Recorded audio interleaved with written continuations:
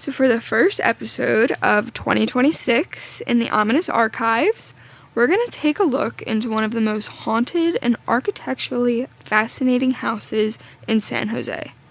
But first, how was your holiday? It was good. I hope all of you guys had a great holiday and a Happy New Year. Yes, and a Happy New Year as well. Yeah, everybody gets to start their, 2-week gym surge and then You know, it's so funny that out. you're saying that. I'm really going to try. I'm really, really going to try. I have a little, what's the word?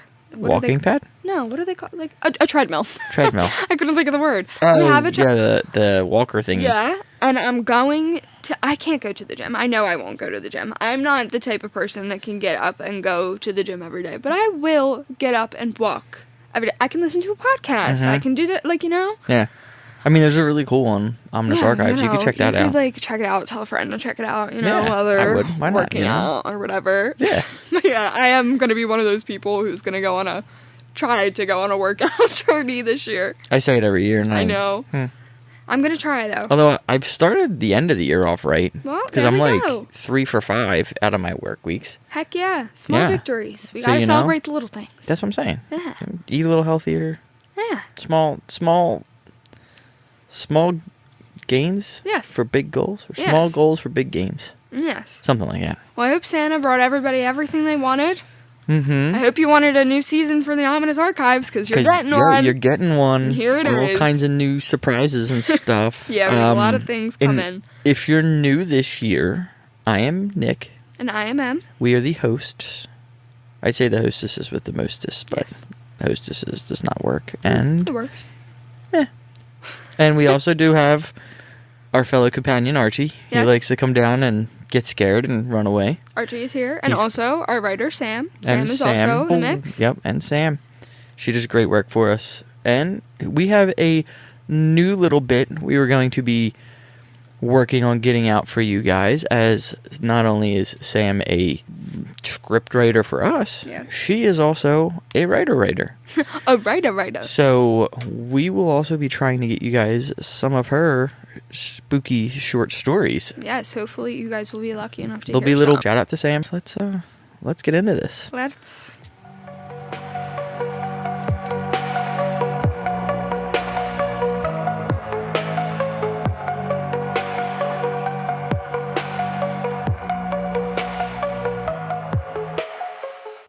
So, the Winchester Mystery House truly lives up to its name. The monstrous 24,000 square foot estate has secrets hiding around every corner. Literally. Quite literally. From stairwells that go nowhere, to skylights and floors, to a second-story door that opens to literally thin air. The massive mansion has shocked visitors for over a century. The Winchester Mystery House is an architectural wonder and historic landmark in San Jose, California, that was once the personal residence of Sarah Lockwood Pardee Winchester, the widow of William Wirt Winchester, and heiress to a large portion of the Winchester, got married on September 30th, 1862. Their only child, Annie Pardee Winchester, is born on July 12th, 1866. Tragically, the child dies a mere 5.5 weeks after her birth from Malaysia, meaning she could not absorb nutrients. Her death destroyed Sarah. William and Sarah did not have any more children after this. In 1873, the Winchester Rifle Model 73, known as the gun that won the West, is released. This was a big deal. It was a very, very big deal at the time. Oh yeah, because what was it? I think it was a repeating fire. Yes. Repeating fire rifle. Yes. In 1880, Oliver Winchester, who was William's father, dies, leaving the succession of the Winchester Repeating Arms Company to his only surviving son, who is already seriously ill with the disease that will shortly take his life. Only 3 months after Oliver's death, his son William dies of tuberculosis at the age of 43. That disease back then. Literally, I feel like if we're talking about this era and it It's was like, TB. like... Should have moved to Colorado and built a hotel. Sarah Winchester inherits William's vast fortune. which was reportedly $20 million plus nearly 50% of the Winchester repeating arms stock. So she came into a large sum of money. Oh, the amount of money she was making daily Yeah. is insane. Yes. Crazy. Unfathomable, actually. Yeah. For like back then, and I think back then, like the number was wild. Like I think it was in the thousands of dollars a day. Yeah. She was making. Today it would probably be like tens and maybe hundreds of thousands of dollars a day. So I always knew like about the house. Like I always like knew what but I never like understood the reasoning why like she did all that she did. She gets a crazy rap too for being crazy because of this house. I just think she's misunderstood. I think. So shortly after her husband's death, like mind you, she's already gone through a lot of she lost her only child. Her husband is now dead. Like she's now a widow. Yeah. Like yeah, as nice as it is to come into like all of that money, like it's sad money. Like it's not money that you really want to inherit. Yeah. So shortly after her husband's death, Sarah visited a medium in New Haven, Connecticut, in case in New Haven, Connecticut.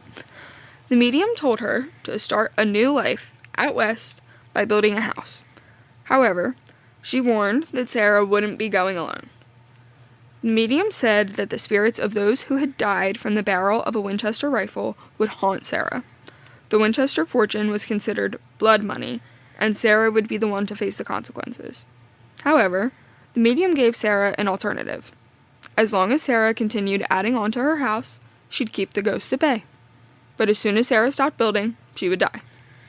Very straight up, it's very straight up, but I'm also kind of like, part of me thinks like, and I know I don't mean it as an offense, but like part of me thinks like maybe that, and like that's why she said it. Yeah. You know? Right. And literally just sent her on like a lifelong and was tangent. just like this, yeah. Like I'm just going to say something completely wild to you because I don't fully, like I don't support what that is. However, Sarah's doctor also did encourage her to move out west for her health. 4 years later, Sarah leaves Connecticut and arrives in San Jose, California, where she purchased a 40-acre plot of land. On it was a 2-story farmhouse with 8 rooms. A few decades later, the original home would be unrecognizable. If you tour the Winchester house today, you'll be shocked to imagine the 24,000 square foot estate as a simple 2-story home. Today, the home has transformed into a small village. Quite literally. Yeah, with all the rooms and everything. One of the first questions many people ask is, how many rooms are in the Winchester mansion? There are approximately 160 rooms scattered throughout the mansion. Note that the word approximately is used because it's believed there are still many rooms that haven't been discovered yet. Which is just so crazy. Like, there may be about, we can never be too precise. Yeah. We may move this wall or open this door and a there's new room will 5 be found. here. Though a master plan was never found, thoughtful design was put into the world's largest home renovation, which cost $5.5 million at the time. 10,000 windows, bringing a great deal of light through much of the home. Additionally, there are 52 skylights, although not all are installed in the ceilings. But this is a taste of the estate's unusual and sometimes truly bizarre construction choices. Remember, it's widely believed that Sarah felt she had to continue building her home to keep the ghosts at bay. She may have also tried to confuse the spirits with her house's labyrinth so they couldn't find her.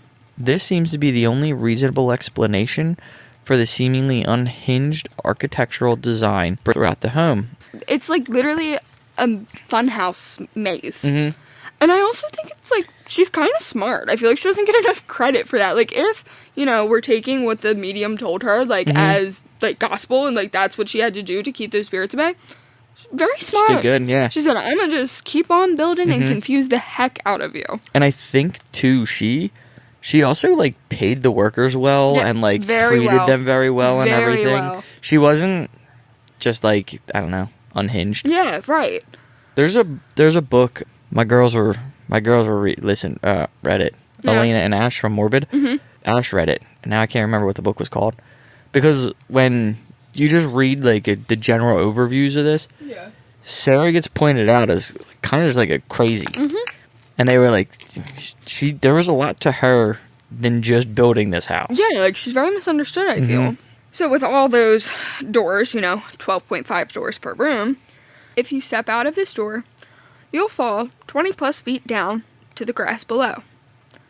There may never have been a balcony or steps leading down from this floor. The oddities continue throughout the home.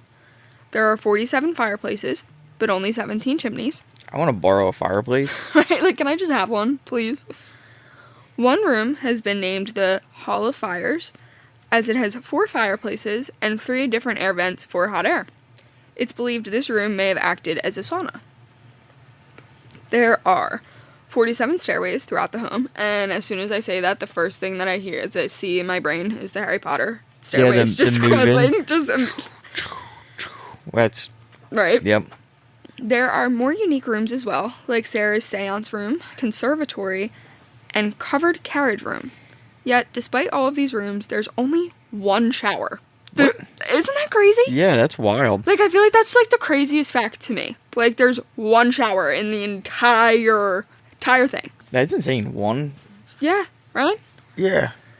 Several patterns are present throughout the Winchester mansion, the most notable being the number 13. There are 13 bathrooms, and the 13th floor has 13 windows. There are 13 ceiling panels in the entrance hallway. Some closets have 13 hooks, while some staircases have 13 steps. Although we may not know what the number 13 represented for Sarah, we can see that it clearly holds some deeper meaning to her. It's also been argued that Sarah was part of a secret society, like the Freemasons. Some have said the iron gates of the house, along with the switchback stairs, were Masonic symbols. As Sarah was a particularly well-educated woman at the time, it's possible she was introduced to the ways of the society.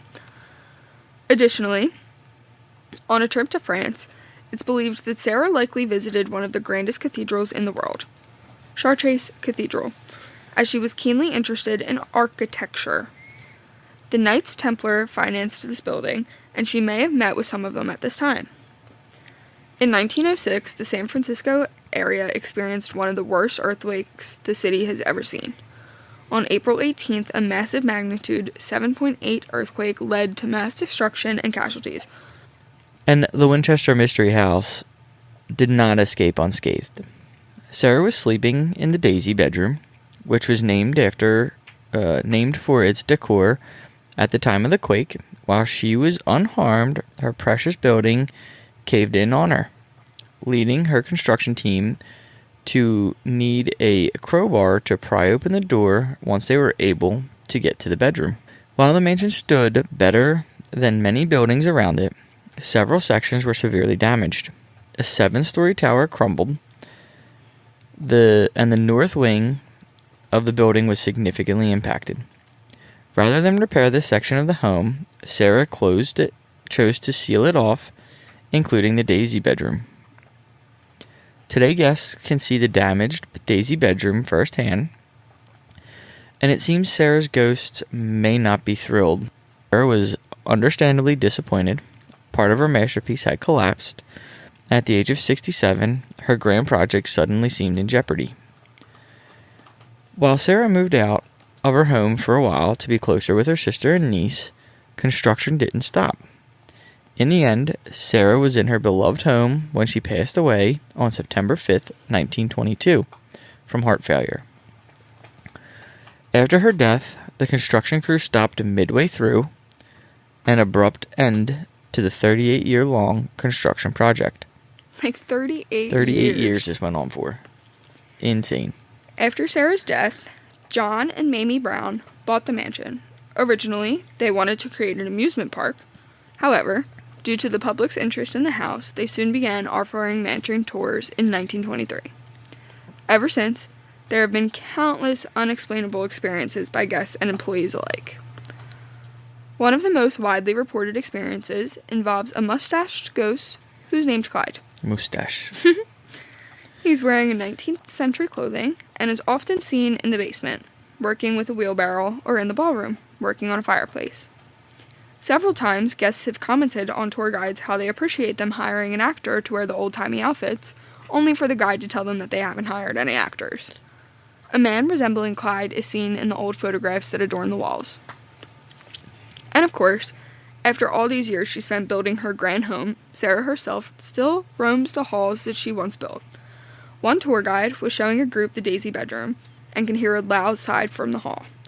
Thinking it was a guest that happened to be running late, she went to check, only to see a small, shadowy figure moving away. People believe this was Sarah showing her disapproval of showcasing the traumatizing room. Employees are particularly prone to experiencing strange phenomena. One employee was on a ladder when it felt like someone tapped his shoulder. He turned, only to find no one there. A few moments later, he said it felt like a hand was pushing against his back, almost as if to support him on the ladder. Very quickly, he packed up and left. Another couple who actually lived on the property said they were often woken up in the middle of the night to a haunting alarm clock that would ring for ages.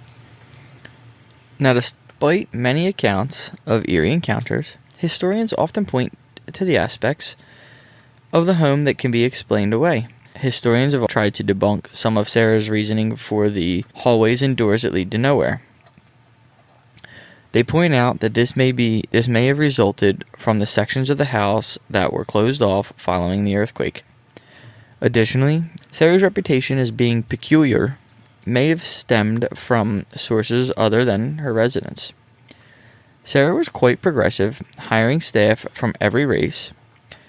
Her head gardener, for example, was Japanese, and this was a time when there was a lot of anti-Asian sentiment. She also paid her workers well and paid for nearby housing so their families would be close. Like, I feel like not a lot of employers are doing that. Like, they're not paying for their families to be close. Like, they don't care about that. Like, they don't care about their workers' families. Nope. Like, I feel like that goes to show, like, at least, like, she came into all this money and, like, had all these people building this stuff for her. At least she was treating them right. Yeah. She defied societal norms in other ways, financing a tuberculosis hospital that treated patients from any background, regardless of their ability to pay. Back in 1969, there were plans to build a haunted house within the Disneyland theme park's boundaries. The attraction's exterior was going to be spooky and creepy, like a house about to fall apart. However, Walt Disney nixed the plans, deciding he didn't want a cheesy haunted house that people could see anywhere else. Disney visited the Winchester Mystery House shortly after, which sparked a new idea.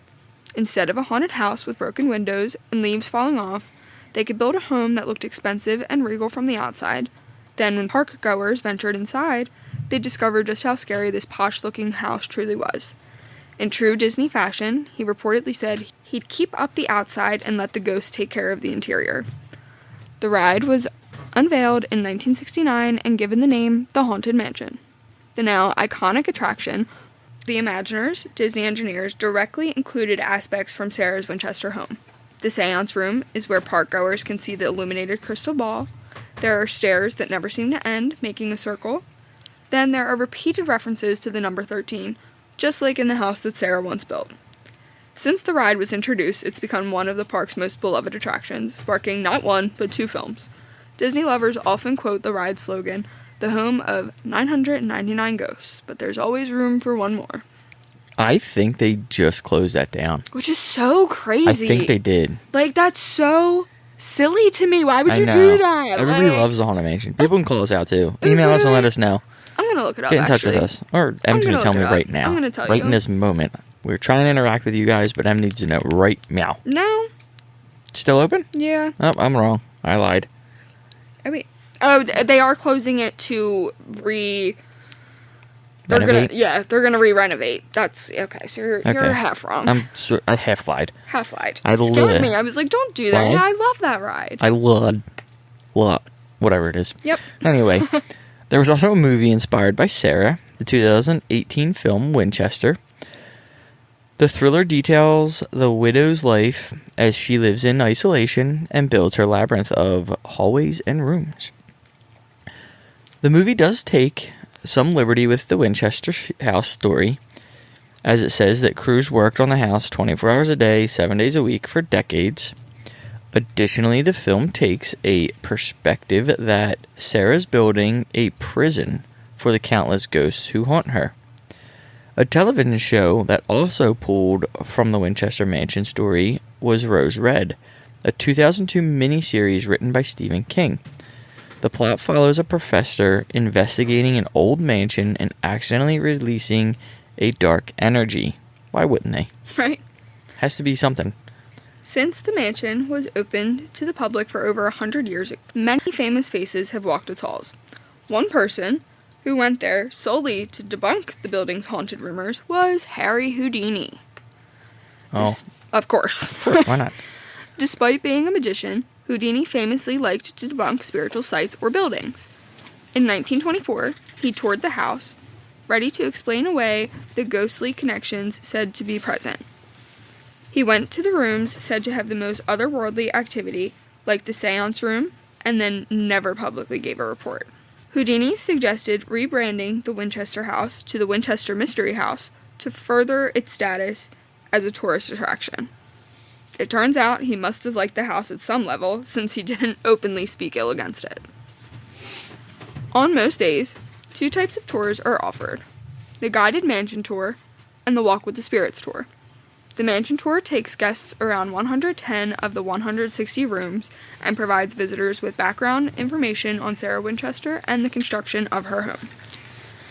The spirits tour invites guests to look beyond the ordinary by experiencing a wake in the parlor of the house, taking part in a Victorian-era seance on the 3rd floor, and ending in the dark, spooky basement of the home. Throughout the years, the Winchester Mystery House organization also hosts seminars and special speaker programs that focus on the supernatural. Of course, Halloween is a big deal at the mansion. Why wouldn't it be? From late September until the end of October, the Mystery House has a special guided nighttime haunting experience called Unhinged Housewarming that centers around the story of a Hollywood couple who purchases the house. The spooky evening begins with a garden party and progresses through a haunted tour of the premises. Halloween tours are very popular and book up quickly. Over a century after the last nail was hammered, the Winchester Mystery House continues to excite and amaze curious visitors. It has become the scale of a property which is hard to appreciate until you actually walk the halls.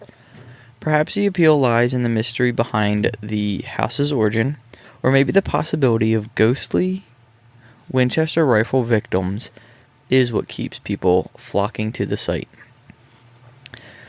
Whatever the reason, the Winchester Mystery House is as busy as ever, offering daily tours, special events, and around the holidays, and even hosting weddings on the peculiar property.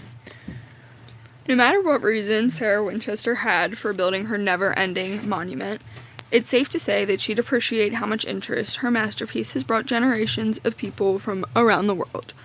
I want to go to there so badly. Yeah, I want to get out there and it's visit on it. my bucket list for sure. Mm-hmm. Like, it's like one of those kind of reminds me of like a Ripley's, like, Believe It or Not museum type place. Like, it's literally like that. Yeah, I want to go so bad. Oh, totally. I definitely have to get out there. Yeah.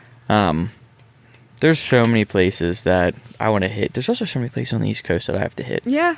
Seriously. Like, it's just wild. Yeah. Yeah, I guess that about does it, right? Yeah, it does it for episode 1. Episode 1. We're not going to reiterate all season long like we did the first season. Yeah. But since it's the first of the year... We'll tell you guys once, I guess. Yeah. You can go check out our socials. Ominous Archives. Email us at ominousarchives@gmail.com. As always, we have to put a shout out to Sam. Yes. She does amazing work for us. We're really excited to let her create and come up with some stories for us to share with you guys. They're going to be, again, bonus episodes. So that's going to be super fun. Go check her stuff out at scaremesam.com and check her podcast out at scaremesam. And the only other thing I can tell you guys is to stay weird and stay haunted. See ya. See ya.